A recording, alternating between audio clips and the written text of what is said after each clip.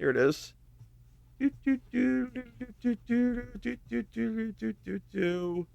Um, found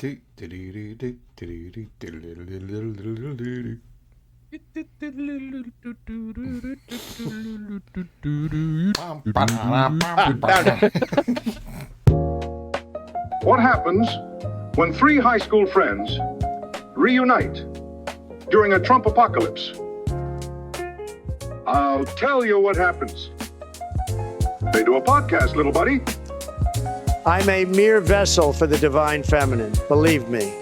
You are watching Generation Exile.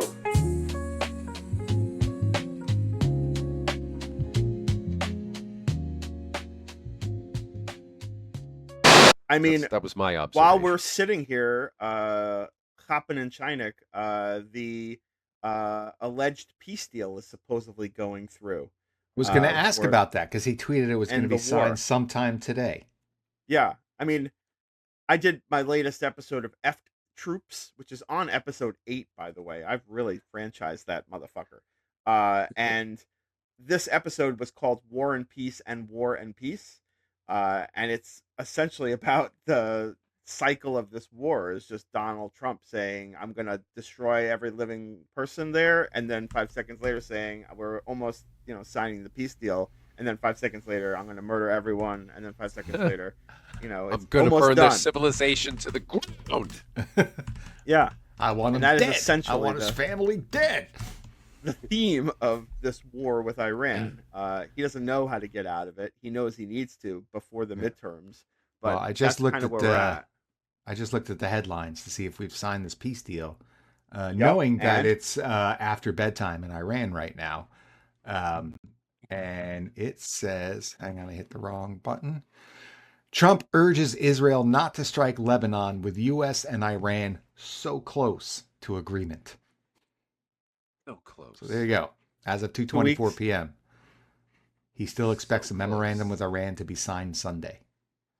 He's so committed to peace with Iran that he's having a UFC fight at the White House tonight. That's where his focus is. Yes. Well, if he wants a deal to open up the Strait of Hormuz, I don't see how he's going to get one without, at least the same pallet full of cash or freeing up their money from, frozen accounts. The cash I'm talking about that he keeps repudiating about the Obama deal. Obama ignominiously, perhaps, literally flew a pallet full of U.S. currency over to, I think it was Tehran, and I don't know how much money it was. It was a lot of money. And Trump constantly chides Obama for that. I don't know how his deal is not going to include a bunch of cash, more cash than Obama gave him. He also claims he's stolen their oil. Just Like a year or Trump two claiming ago. he stole Iran's oil?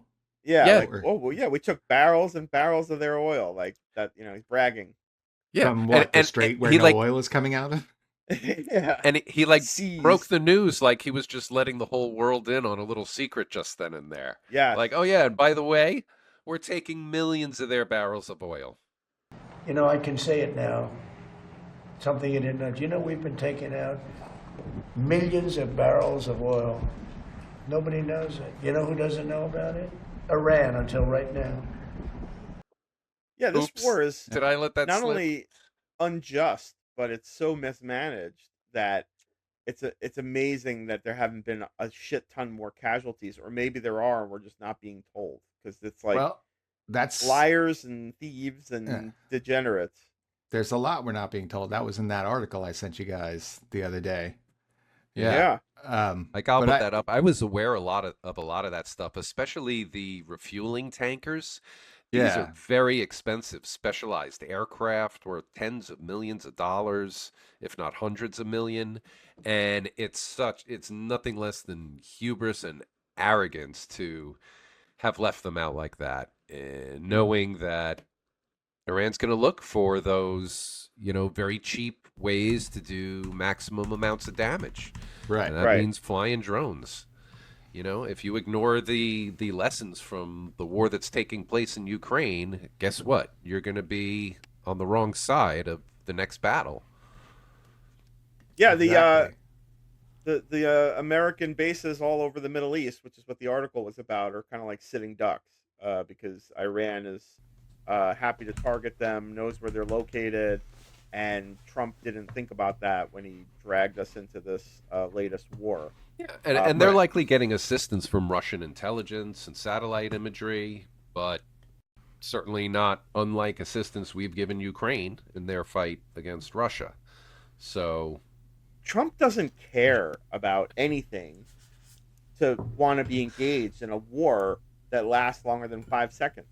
Like, he just killed the head of Tren Agua, the gang in Venezuela. Now that the Venezuelan government is Tren de Aragua. Tren de la Agua. De And Aragua. say one more time. De Aragua. De Aragua. There you go. Yeah. Okay. But What it's does only that one. mean? It's only one R. So I Trump think it means killed a that guy. donkey train. I don't know what Aragua means.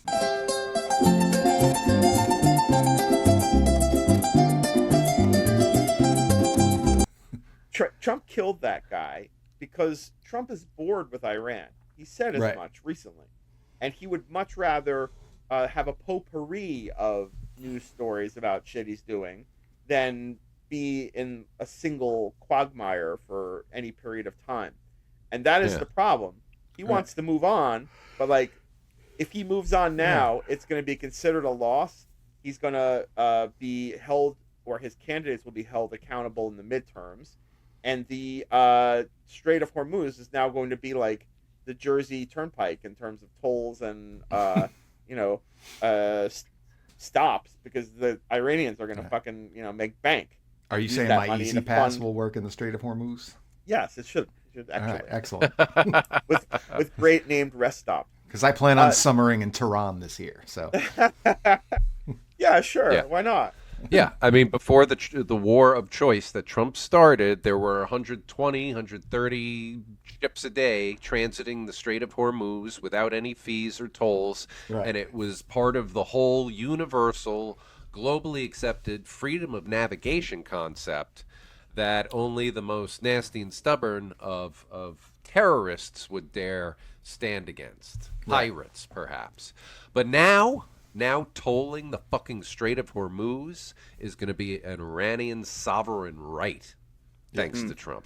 I'm sort of like waiting to see what happens because, I had a GoFundMe I did just like a few weeks ago. I'm not sure if you guys caught wind of it, to raise money to do 3 episodes of F Troops. That show is like a real high concept AI credit burner. I've done 8 episodes of it, and they're each like in the 10-minute to 12-minute range now, or they're long, and it requires a lot of cycles. So I started a GoFundMe because it's more than my average AI funny, and I met my goal. Like, people were excited to contribute to independent comedy, and I was able to collect enough do-re-mi to do 3 more episodes thanks to the fans. Oh, So that's now amazing. I did 1 episode yesterday, and now it's like, well, wait, if he makes peace, is F Troops done? But of course he's not going to make peace.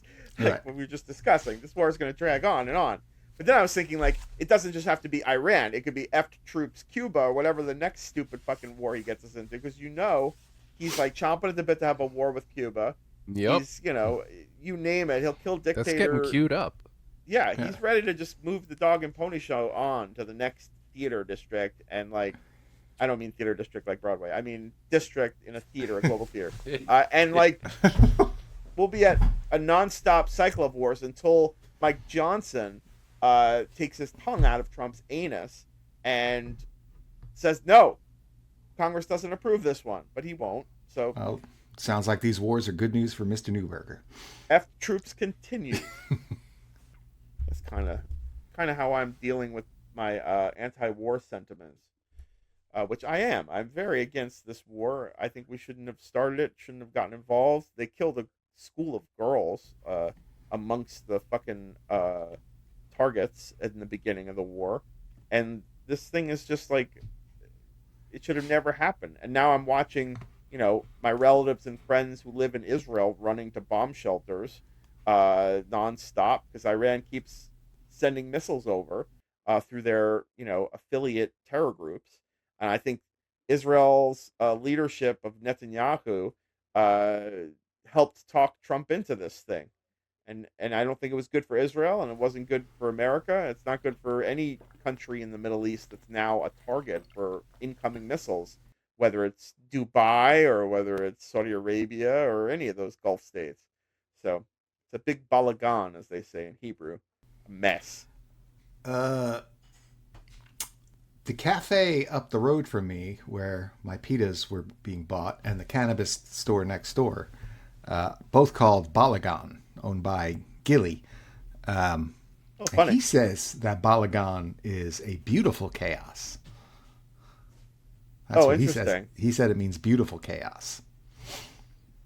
I can't dispute that if this person is strongly saying that, but that's not how I learned it.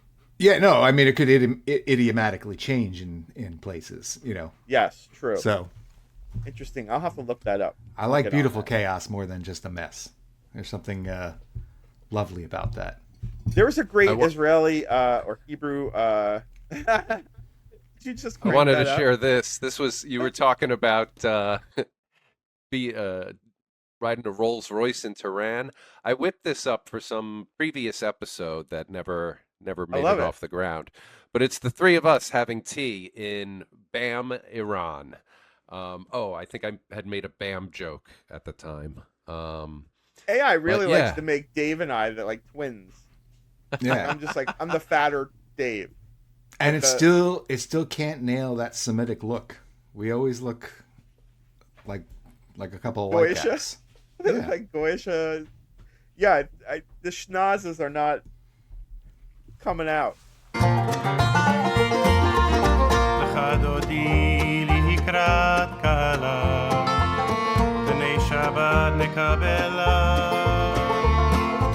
I just did a project for a client I have in the Caribbean again. Remember I did those political ads? No. I didn't tell you this. Through AI Funnies, I was contacted by an Antiguan political opposition party that hired me to help them create funny ads using AI about their opposition, which I did. I did like 3 or 4 ads, and now I'm doing like real estate videos where the buildings haven't been built, but they have a idea of what it should look like, and I'm creating it. I'm plopping it in like some island, it's a Caribbean island, and having like fake island people in the apartment living their life, all generative AI. Yeah. So I've picked up quite a business of AI work with the Caribbeans. Nice. So happy to say. That's awesome. I Yeah. love it. I actually, one of the things I wanted to talk about today was a text I got that ties into your story, Jer. Yeah. Let me just see if I could pull it up. It was from Larry David. The You guys know comedian. Larry David? Yeah. Yeah. Love. Familiar with him. And yeah, I was so surprised to hear from him. It says this. Hey, this is Larry David. Surprised to hear from me? I'm as surprised as you are. This is cutting into nap time. But I couldn't say no to Alex Vindman. He's running for Senate in Florida. The man is everything I'm not, which should give you an idea of what a tremendous person he is. The guy's a hero. He sacrificed his career to testify in front of Congress about how Trump tried to blackmail Zelensky, the president of Ukraine. Look, I don't like to criticize people, but I'm willing to bet that the woman running against him wouldn't sacrifice her career for anything. Every vote she'll ever cast will be because Trump wanted her to vote that way. Yes, Mr. President. Whatever you say, Mr. President. You're the This is a greatest, Mr. text? President. Yeah. Yeah. It's Jesus a pretty Christ. long one. Yeah. Yeah. Build monuments for yourself? I'll vote for it. Use your office to enrich yourself and your family? I won't say a word. Distract from the Epstein files? Sure, here's some UFO footage. Lie every second of the day? I'll go along with it because I'm a puppet and I don't have a mind of my own. I'm just a little sock. Vindman is not a puppet. He loves this country. He loves it so much it's almost off-putting. I love it too, but come on, get a life, Vindman. Now here's the awful part, right? I don't need to read you the pitch for money, but I gotta say that is the greatest political ad I've ever received by text. The celebrity endorsement kind of softened it and made it very funny and palatable. And I happen to think very, very highly of Alex Vindman. Do you guys remember him from Yeah, I the know him. impeachment? Yeah, he's Yeah. got a twin brother also. I mean, Eugene this and guy, Alex Vindman, the Vindman brothers. Yeah, yeah. Did you know that?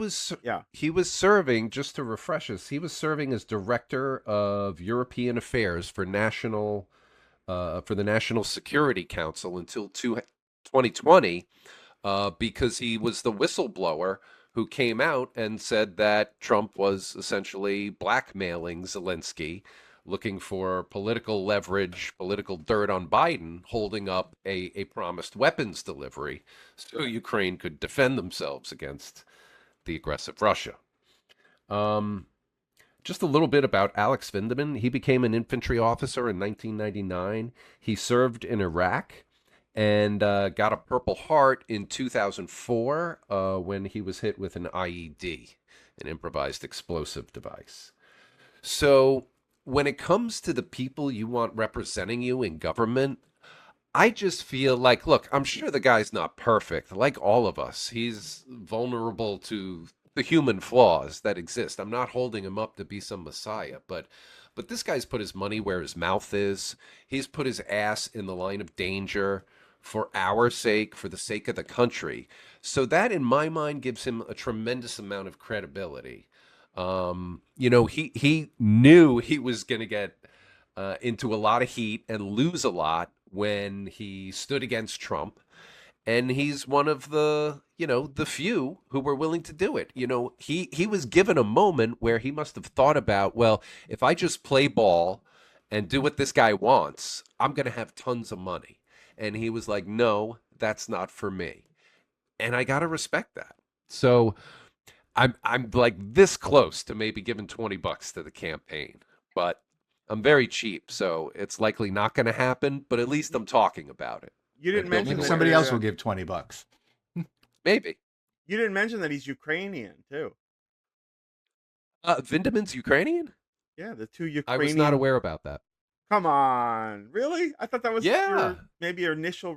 You're like a Slava Ukraine sloppy boy. You love the Ukraine. No, I mean he came to all of our attention when he spoke out about what Trump was doing to Zelensky in Ukraine, but I didn't realize that was his nationality. I believe that he and his twin brother are Jewish Ukrainians, and his wife, one of their wives, I don't know which Vindman brother, the wife Rachel used to follow me on Twitter until she left Twitter. She was very Rachel is a very Jewish name. Yeah, it is a Jewish name. Yeah, no, well, that's a I bonus. think there's like a Holocaust survivor for me. kind of thing. Yeah, it's a bonus for me that he's both Ukrainian and Jewish, because both of those are pluses in my mind. But really what I'm talking about is how character and the things you've done with your life, I think, used to be really important in politics and used to say a lot about who you were. Trump's been a businessman, and there are lots of stories about how he's gone bankrupt and kind of cheated and finagled his way out of paying debts in order to, keep money for himself.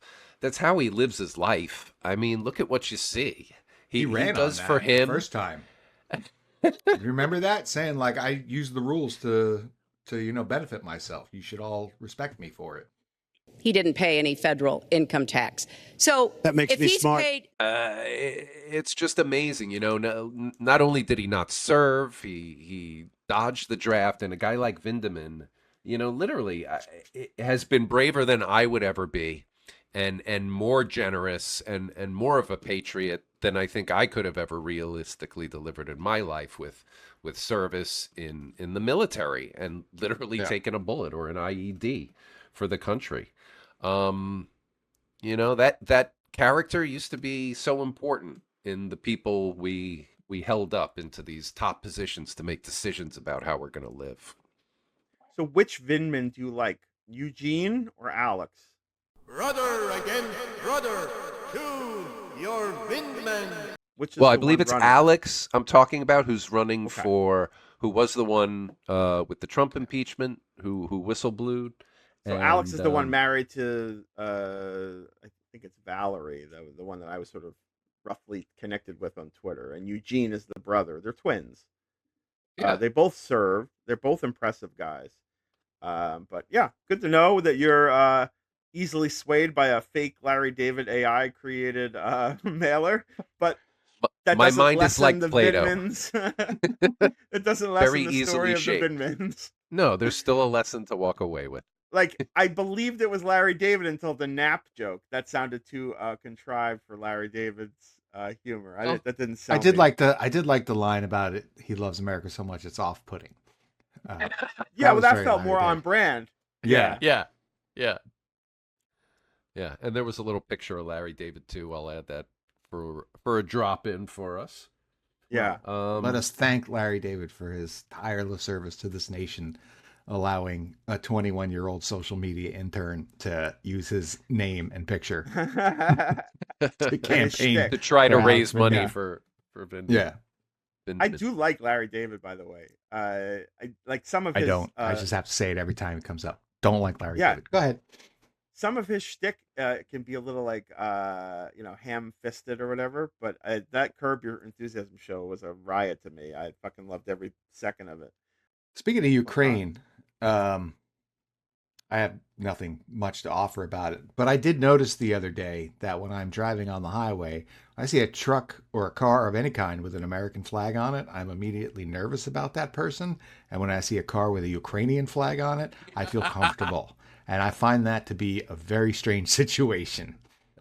That is very strange. I walk Especially by- these variations on the flag, like the blue stripe across, That's- which I think is a nod to the police. Yeah, so you can Say, imagine Thin how blue I feel line. about So that one. American.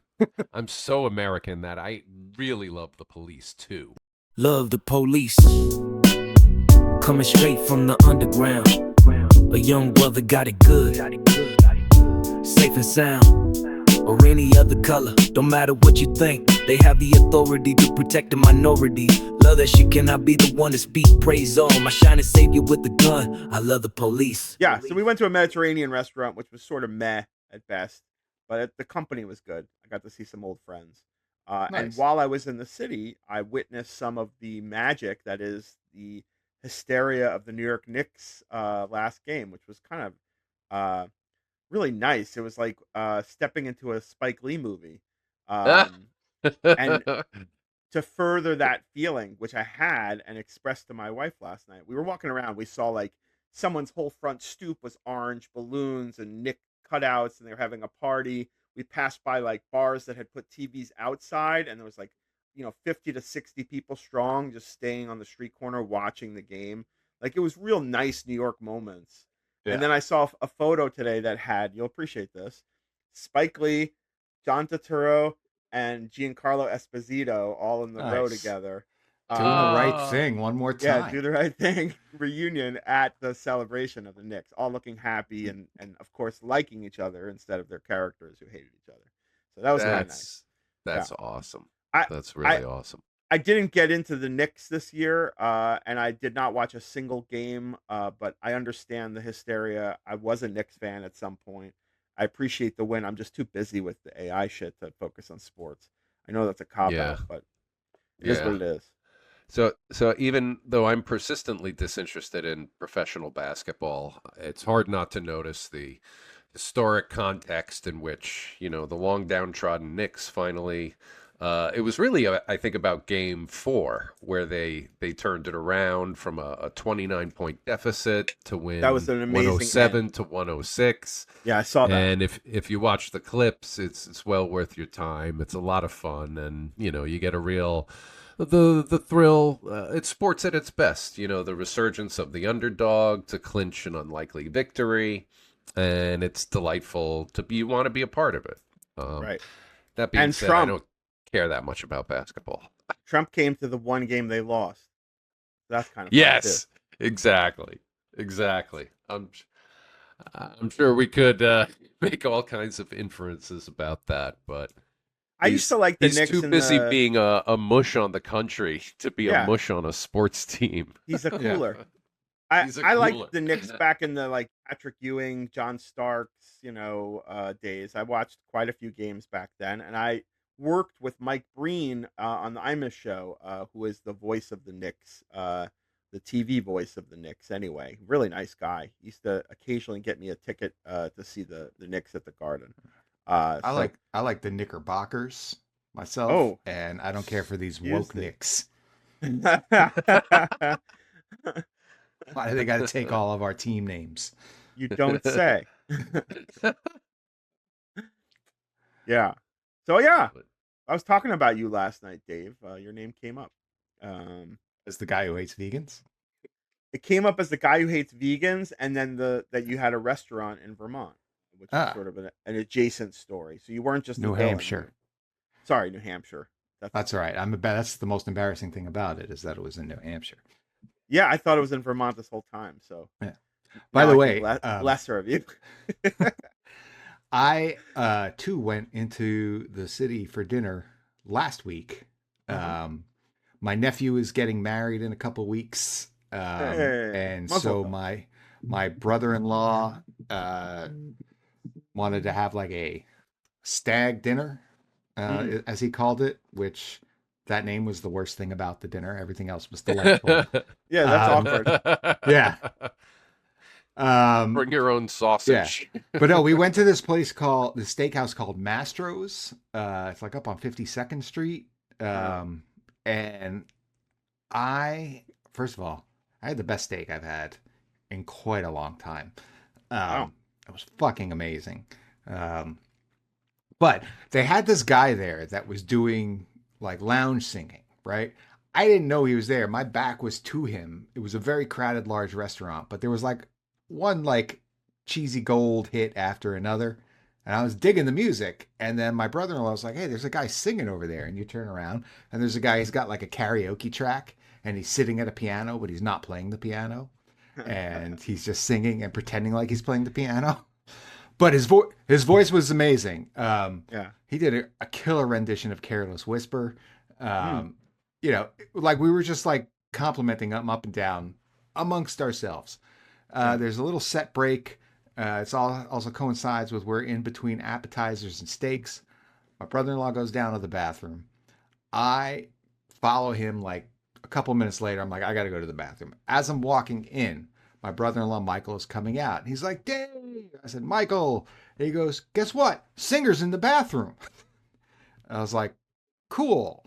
And I walk in and I'm looking around. There's nobody there, which means the singer's on the shitter. So I now want nothing to do with this conversation. This brother-in-law of yours. Oh, he's a walking party. And I mean that in the best way. He's so much fun. He's always in a good mood, always wants everybody to have fun. And he really, in that moment, he probably just genuinely wanted me to connect with this guy because I was raving about how good his voice was and how he was nailing all these songs. But I walk in, I sense that he's on the shitter, so I don't say anything. I just go to the urinal to do my thing. You don't say anything? You're not a psychopath. Right. I do not say anything. Wait a minute. You don't say anything was an option to say You're trying to unlearn that information that you were ill-equipped with, which you never should have What would had. you say? Oh, Exactly. I like Normal your bathroom rendition of... Right. Exactly. Okay, so you see things my way. Yeah. Right? So I step up to the urinal, and then I hear this voice go, hey, how's it going, man? And I'm like... We got a live one. I was like, pretty good. And he's like, so you're enjoying the show? And now in my head, I'm like, this guy is fucking pathetic, right? I don't care how good a singer you are fishing for compliments while taking a dump. That is no bueno. Yeah. And I just said, you're killing it out there, brother. Because I just wanted it all to be over, give him what he wanted. Yeah. Silence. I can finally start peeing. I finish up. Yeah. I walk to the sink to wash my hands, and I hear toilet flushes. And then he appears behind me in the mirror with his little pink suit and his tight little beard. And he's like, hey, what's up? Oh my God. And I'm like, hey, and I'm washing my hands. He's like, so you got any requests for the next set? And I'm like, now I hate this guy, but I don't want to hurt his feelings, you know? And I like finished up and I just like in my head, I just wanted to be like, my only request is like, you shut the fuck up and leave me alone in the bathroom. But what I said to him was, well, he already played Careless Whisper. And I walked out. He's like, thanks, man. You handled it like a gentleman, Dave. Yes, Let me just validate you here. What he did was way out of line. There is an absolute unwritten rules of conduct for the men's room. And one of them is not engaging strangers from inside a stall. Oh, no, no, no, no, no. That is not done. That's highly disturbing. You should have cryptically told him requests that taught him of this lesson. Like, well, can you play Don't Stand So Close to Me? How about that one? You know that one? Or Let It Go? You do that? Remember that song, Obsession? Me? How about All by Myself? How about Pressure? How about Don't Shit Where You Eat? Yeah, I mean, you could have taught him a lesson, or you could have just been nervously owning him by like, I loved what you did with Careless Whisper. Careless Whisper. Oh man, you know, I'm in alignment. You don't. I think you did the best you could in a terrible situation, Dave. Thank you. You handled yourself with dignity and aplomb. The best part about that is as soon as that happened, I was like, oh, I can't wait to tell them about this on the show. Yeah.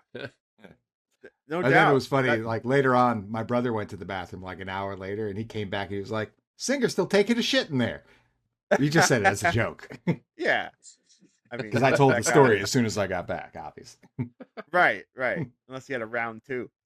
I got back to the table. I was like, Michael, thank you for giving me the most awkward bathroom experience of my life. Yeah. No one wants a setup before walking into the bathroom. Yeah. You know, no one wants the lay of the land. I find what I find. I don't need any inside information. I want as little human contact as possible in the bathroom. And then when they created those sensor driven utilities that the soap comes out by just waving your hand, or the water from the faucet, I was like, oh great, not only do I get no human contact, but I don't have to touch anything. But I have and maybe I've mentioned this before, I have almost a vampire kind of non-presence when it comes to these sink sensors. They like, can't for some see reason they don't see me. Same as me. You have that too? Yeah. Mike, how about you? Because I have a theory on this. Yeah, but my theory is they all suck. Oh, you have just the same don't experience? fucking work. Yeah.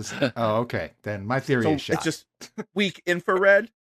Yeah, I thought it was anti-Semitic. Oh, that would have been decided by Mike for sure, right? Yeah. No, there are several that I encounter in the regular course of travel, and they all just suck. They're made to suck. What they're made to do is minimize water usage, so you can't leave it on for any length of time. Yes. If I had a name like rapid fire, name technology that has not improved on how things are done, that would be in the top 3. Along with, first off, the paper towel. Like, there is like a mechanical device that one little paper towel is popped out, and you pull it and the next one comes out. That was a working system. Now I'm like directing an airplane, at LaGuardia. I can't get the fucking paper towel out. That's one that comes to mind. Another is these paying your credit cards at the checkout, like doing this little like tap with your card.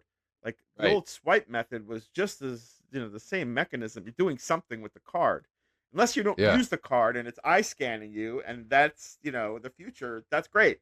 You're still taking the card out. You have to do something with it. The sensor's not going to work. I gotta be the nerd here though, and tell you that the tap is way more secure than the swipe. The tap is more secure. because of the stealing the band and the replication, or it goes down to the chip.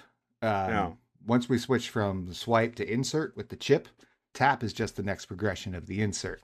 But that chip is doing a lot of like security stuff on the back end and masking and encrypting your information so that it's less prone to. Interesting.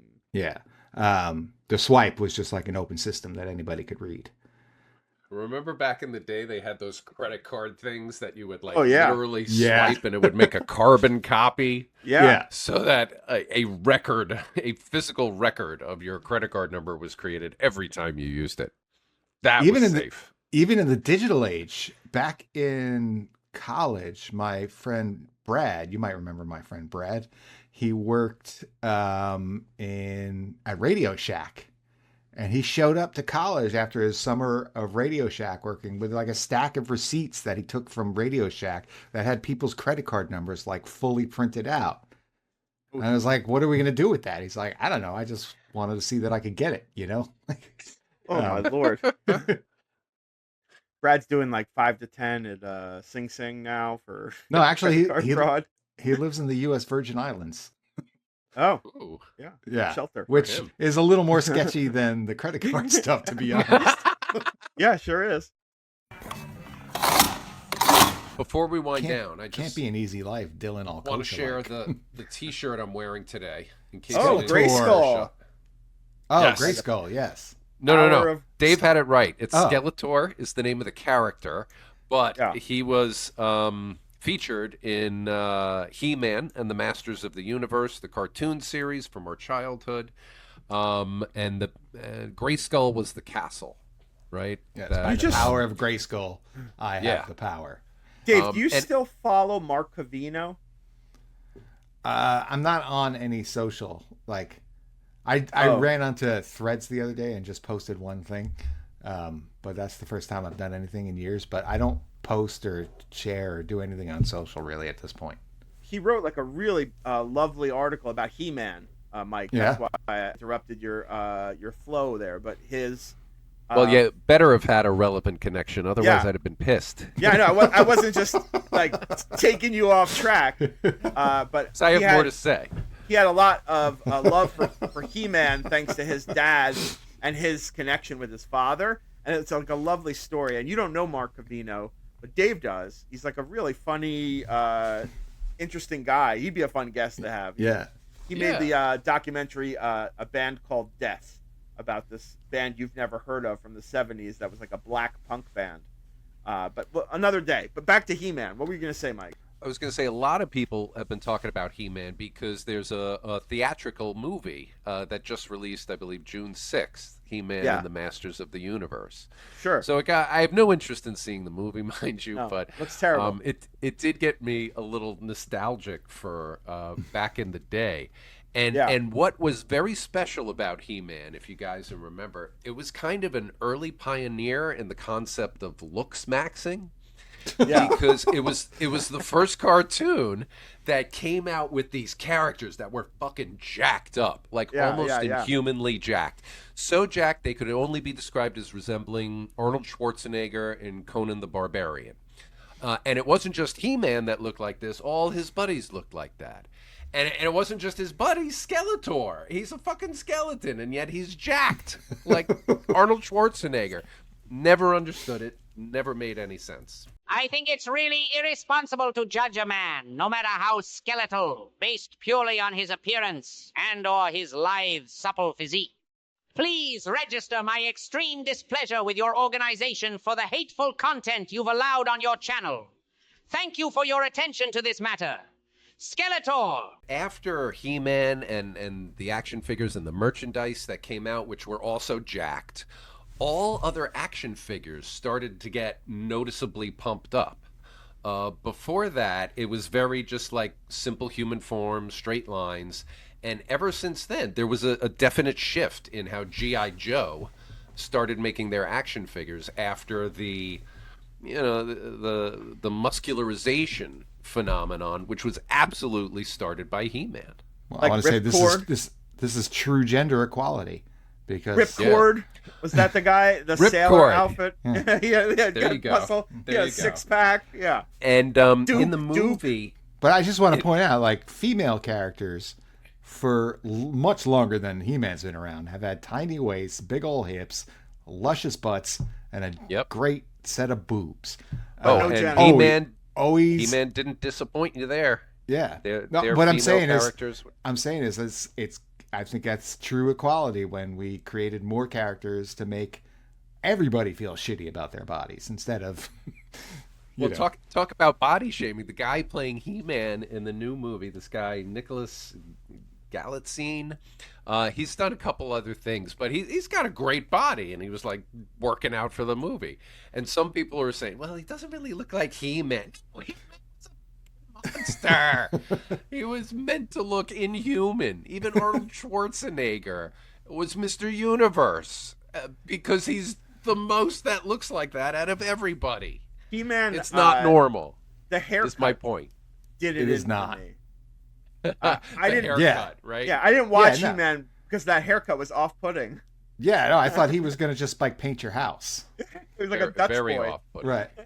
Hey, speaking of Schwarzenegger, I was walking down the sidewalk the other day, and I was behind this guy who was wearing like sweatpants and a t-shirt, and he was very sweaty. It was a hot day, but he was walking with his arms out like this, just real slow, and then every so often I was like, fuck, like I thought a Terminator had come from the future to assassinate our president. But then let me give him directions. Terrible. But no, but I was behind terrible. him. We'll cut that out. I'm not going to cut it out. They're jokes. I'm not actually advocating. Anyway. Go back to your story. Yeah. So the guys. Let's 86 that, guys. But then I noticed like his walk, beyond being a Terminator walk, it's the dude who dresses up as Mandalorian in town. And I feel like, because he does that walk, he walks down the street in a slow walk and he looks at people like a Boba Fett, and sometimes he'll wave. This guy wasn't waving. He was just looking at people menacingly. So I was like, cool, Mando's having a psychotic break. I didn't follow him for much longer, but it was just a weird thing to see. It was very unsettling the way he was walking. Could he have been rehearsing? Yeah. He could have been rehearsing. Like a dress, without costume, a walkthrough. The thing is there's all kinds of rumor about this guy. And a lot of young women at Smith College have been public about saying that he's been creepy and he wanders about the all-girls campus at night and follows women home in his Mandalorian costume. So there's a dark side to this Mandalorian. And the town, at least the town on the Northampton subreddit, is divided in two about this guy. He's either very wholesome and everyone should leave him alone, or he's a fucking creeper and he needs to be ridden out on a horse. He's trying to drop his Grogu. Yeah. Sorry. He's a very divisive figure. The real Mandalorians, I think they couldn't allow themselves to be seen without their helmet on, without their shield on, because it's a complete violation. Yeah, of their code and everything. Of the Mandalorian ethos. Yeah, they got killed for that. So is this guy known to be the Mandalorian, or do you think you just spotted him because he looks so much like the Mando without the costume? He had the same build and walk. I do know what the guy looks like, assuming that the person who has been named as him is true. Like it just comes from somebody on the subreddits. Like, this is the guy, and they point to his you think socials. But they looked alike, Do you think George Lucas got like a little lazy when he was naming the Mandalorian? He already had a Lando Calrissian. He didn't name the Mandalorian. It was a Disney property by then. It wasn't like in the backstory of like maybe, I don't know. Star Wars shit. I mean, he did a lot of that. That's true. There was a lot of like comic books and other Lucas properties. The guy wrote this thing, but like Mando, Lando. Right. You can only come up with so many original names. Wait, so was Lando Calrissian's full name Landalorian Calrissian? Yeah, I think so. That's his birth name? Look, they came up with names like Salacious Crumb. Yep. Darth Sidious. Right? Yeah, you all can't of them give 'em- in the best movie scene of all time. Might I remind you? Can't give them. We should drop a link to our Cantina episode right here, right here. You know, just reminded me with your He-Man story that not only was I turned off by He-Man in the 80s when the cartoon was on, but as soon as I saw a trailer for that movie, I was like, yep, not in. Like, no matter what He-Man property is created, I'm out. Yeah. Decades later, there's no He-Man for me. I don't know. I saw a She-Ra reboot on Pornhub. That was fantastic.